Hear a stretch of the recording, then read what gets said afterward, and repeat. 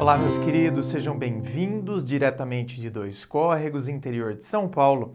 Eu, André Massolini, peço licença para falar com você. Lembrando que aqui embaixo, na descrição do vídeo, tem as informações sobre a gravação privada. É a análise do seu caso, da sua história, compartilhada somente com você, sem fila de espera. Você já recebe a análise do seu caso no outro dia. Tem também as informações dos meus livros. Dor de Amor Tem Jeito, Teu Amor Próprio Te Salvou, tá tudo aqui na descrição do vídeo. Vamos então ao e-mail dela que diz assim: André, que Deus o abençoe grandiosamente em sua trajetória, pois vem ajudando com seus vídeos a muitas pessoas, parece ser um cara do bem. Amém, minha querida.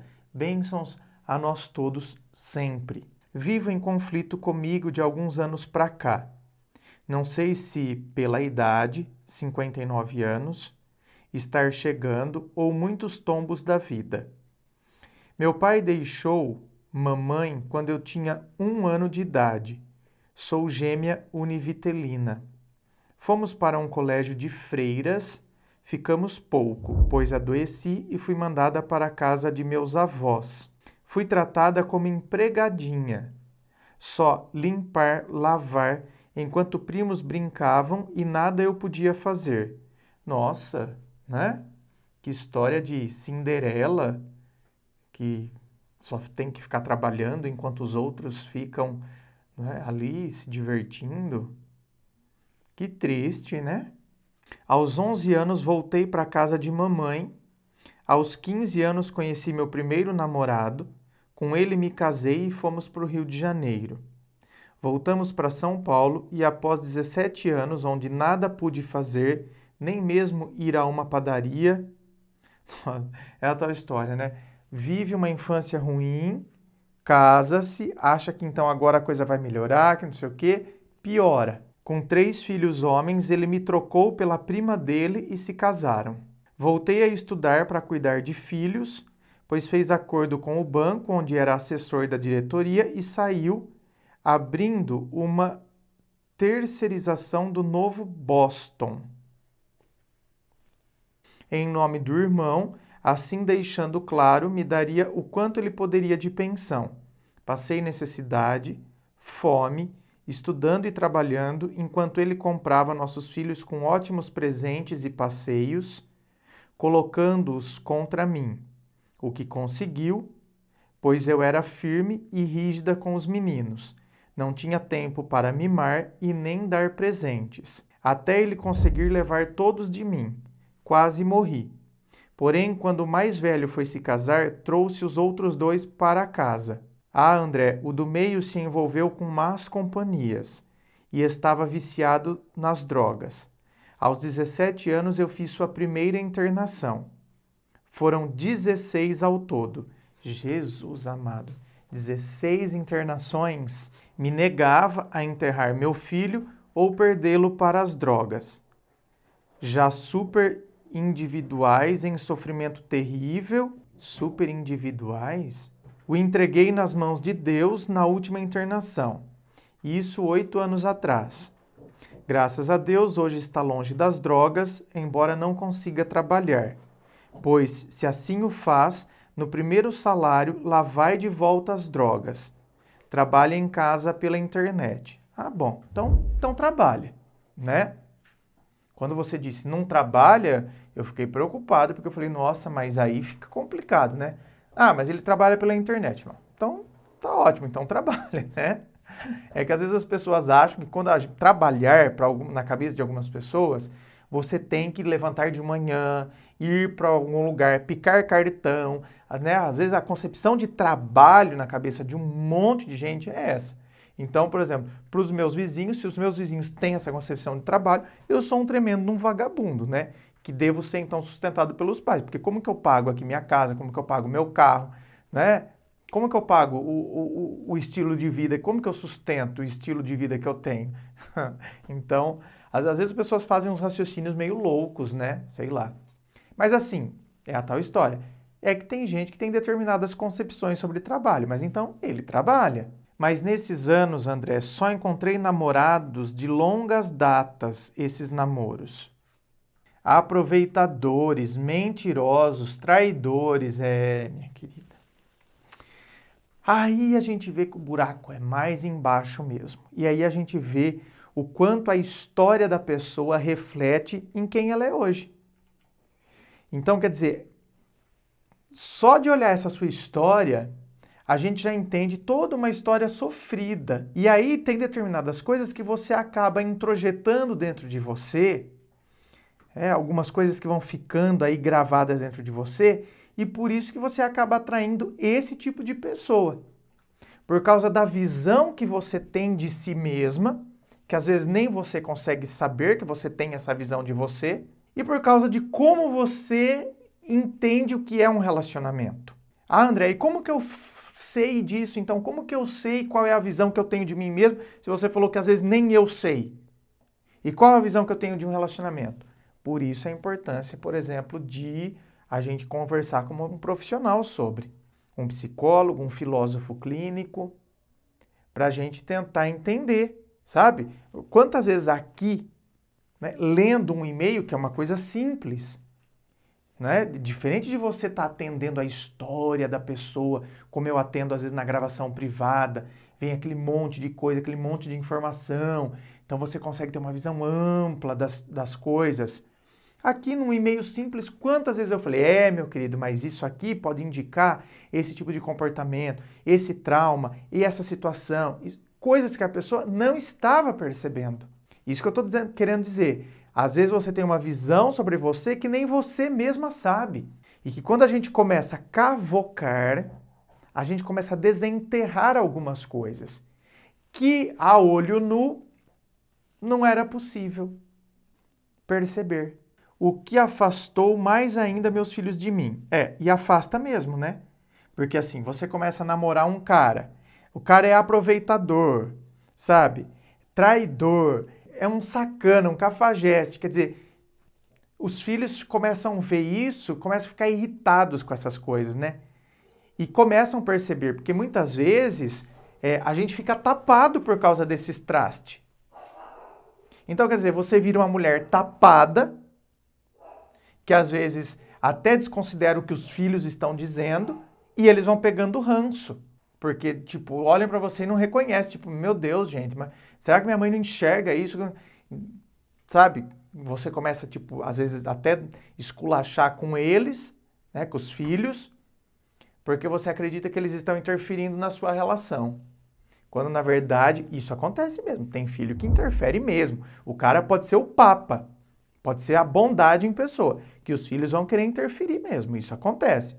E aí precisa colocar eles no lugar deles mesmo. Mas tem situações que não. Tem situações que tá se relacionando com um traste, com um cafajeste, os filhos estão ali querendo alertar e a mãe tipo, dá um esculacho neles porque fala que eles estão querendo atrapalhar a relação, quando na verdade eles estavam querendo alertar. Imagine, prendi meu filho em correntes por não ter como pagar uma clínica. Fui presa por cárcere privado. Gente do céu, quando a gente acha que não pode piorar, piora. Olha isso. Gente foi presa por cárcere privado. Meu Deus do céu, mulher, onde vai parar essa história? Meu querido, o fato que depois de todas as traições e mentiras, fiquei desconfiada de todos. No início até que vai bem. Até bater uma pulga na orelha, vou atrás e descubro verdades. Triste.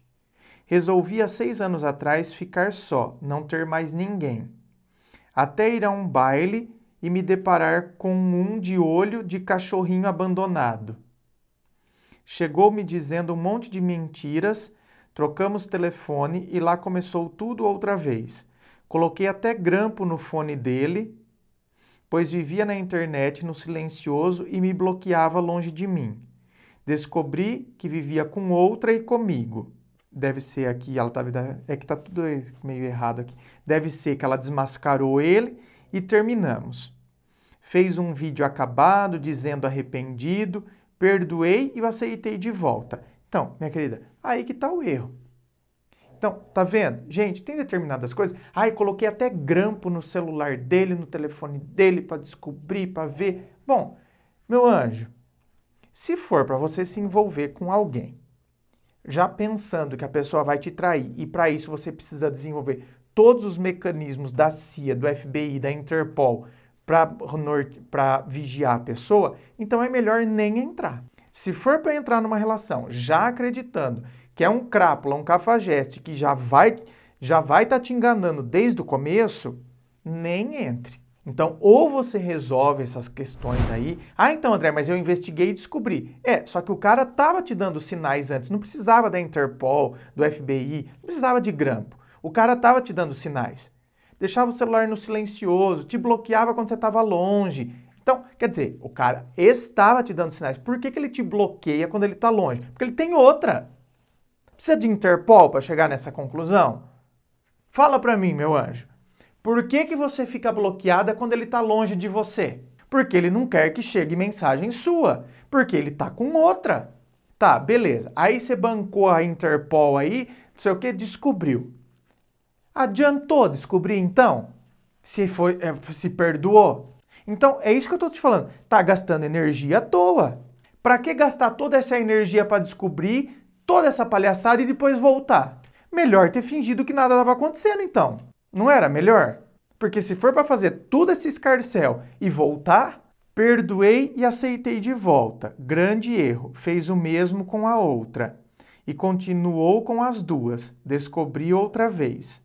Coloquei para fora, bloqueei em tudo, mas estou em um sofrimento tão grande. Já passei por piores situações, mas essa está me matando de chorar, tristeza, sem apetite, etc. Meu anjo, você é uma pessoa carente, até por conta desse seu histórico. Você é uma pessoa carente. E aí você se apega à pessoa, por mais que você acredite que ele vai te trair, por mais que você fique louca, transtornada, coloca espião, por mais que você faça isso, você se apega fácil. Por que você se apega fácil? Porque você é carente. Então, o primeiro passo é você identificar essa carência. É fruto de toda essa sua história e é resolver essa coisa. A gente tem que resolver coisas do passado, gente. E às vezes a gente nem sabe que tem algumas coisas que estão ali. Aqui é evidente que tem coisa, né? Isso aqui você enxerga claramente. Mas o que eu estou querendo dizer, devem ter mais coisas além dessas que estão óbvias aqui pra gente e que são situações que causaram situações traumáticas aí na vida dela. Mas deve ter muitas outras. E aí, quando a gente trabalha essas questões, então a gente vai fechando essa ferida da carência. Não é fechar, porque a carência nunca vai deixar de existir em nós. Mas você controla ela, deixa ela no nível básico, sabe? Naquele nível baixo ali.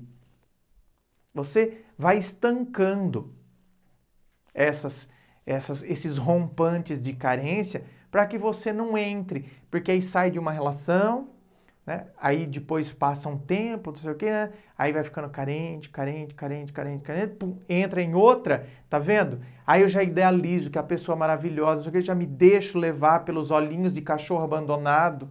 Não voltarei com ele. Espero e oro por isso, mas preciso aprender onde me sustentar. Parece que perdi meu amor próprio. Então, onde me sustentar?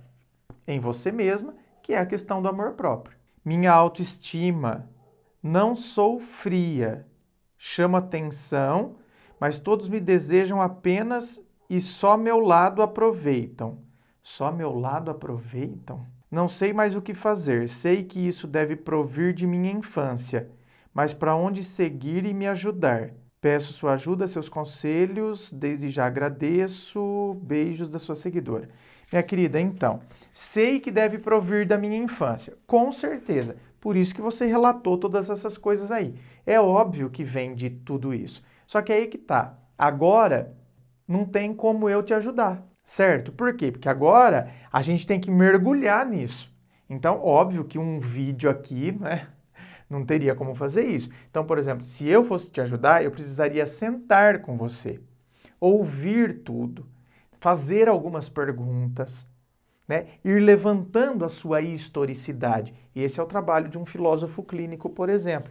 Mergulhar na historicidade da pessoa, vai fazendo os enraizamentos, enfim, tem toda, né, Tem toda uma didática, uma metodologia de como agir, como qualquer outro profissional. Então, aí que precisa da ajuda profissional mesmo, para descobrir, então, isso, né, deve provir da minha infância. Com certeza. Então, tá vendo? Você tem consciência disso. Mas o quanto cada situação, de fato, está influenciando em alguns aspectos. Depois, outra. Não é uma única situação. Só que nesse pequeno relato seu, a gente já se deparou com várias situações que são gatilhos traumáticos. Então, a gente tem que, né, se aprofundar em cada uma delas. Por isso que é necessário ajuda profissional, sim. E por aí vocês veem, gente. Olha como coisas que acontecem na vida da gente acabam interferindo, inclusive, em como a gente vai se relacionar, como a gente vai se enxergar, até nas pessoas que a gente atrai. Sabe por quê? Por que a gente atrai determinados tipos de pessoas? Porque a maneira como a gente se enxerga, como a gente entende um relacionamento, faz com que a gente entre nessas. Como eu disse, o cara estava bloqueando você enquanto ele estava longe, isso é um sinal óbvio de que ele já tinha alguém. Então, eu não precisaria ter continuado. Eu já poderia ter enxergado. E depois outra. Você deve ter entrado meio que de, sabe, entrou nos olhinhos de cachorro abandonado, você foi. Então, quando a gente aprende a identificar, a gente se conhece, se percebe, a gente vai com calma, a gente para de criar expectativas. Quanto mais a gente se conhece, menos expectativas sobre os outros a gente cria. Quanto mais a gente se conhece, menos expectativas sobre os outros a gente cria. Menos ilusão a gente sofre, menos frustração e assim por diante. Inscreva-se, fico aqui aguardando a sua inscrição. Se você curtiu, dá o seu joinha, compartilhe com seus amigos. Muito obrigado, beijo no coração e, é claro, um forte abraço.